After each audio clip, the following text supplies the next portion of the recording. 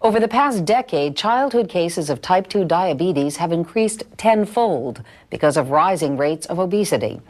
Commonly called adult-onset diabetes, children as young as 8 years old are being diagnosed with the disease.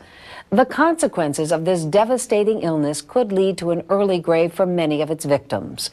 Our children are literally eating themselves to death.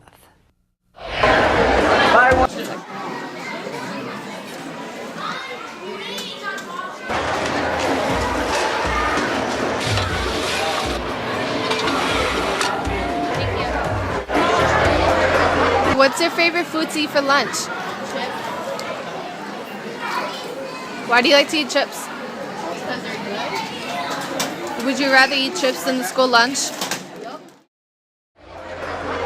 We're killing our kids because we're feeding them food that they shouldn't be eating and encouraging them to be sedentary. And the two combined are a time bomb.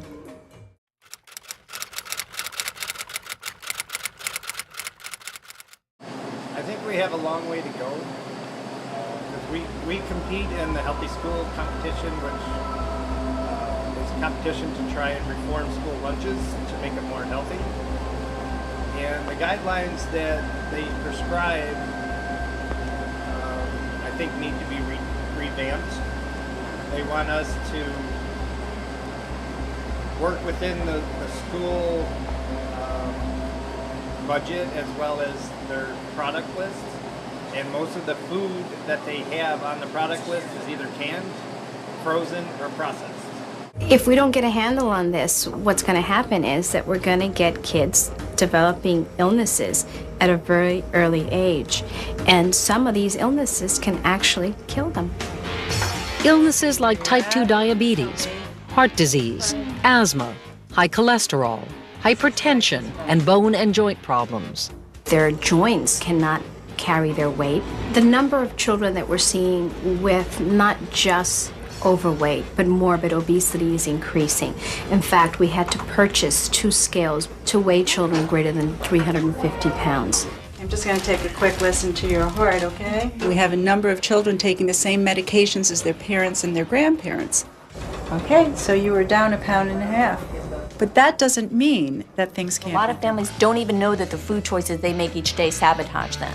It's not no fried foods, but how about having fried foods no more than twice a week? So it allows you to get that food in there, but it's not having it so much that, again, it sabotages your own desire toward an appropriate weight. I think health and fitness should be taught in schools, but shouldn't be enforced.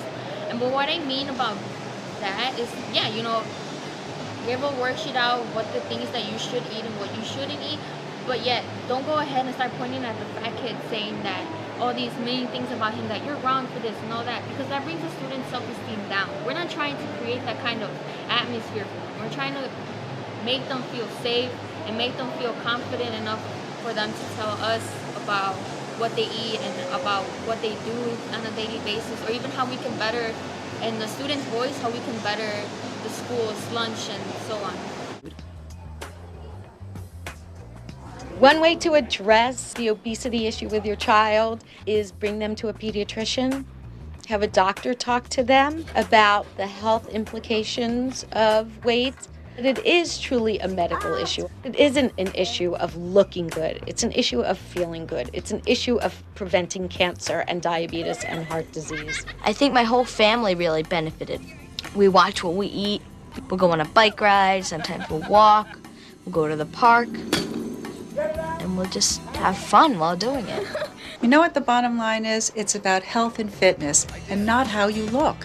If you are eating healthy and if you're involved in fitness, you're a cool person. And that's what it's about.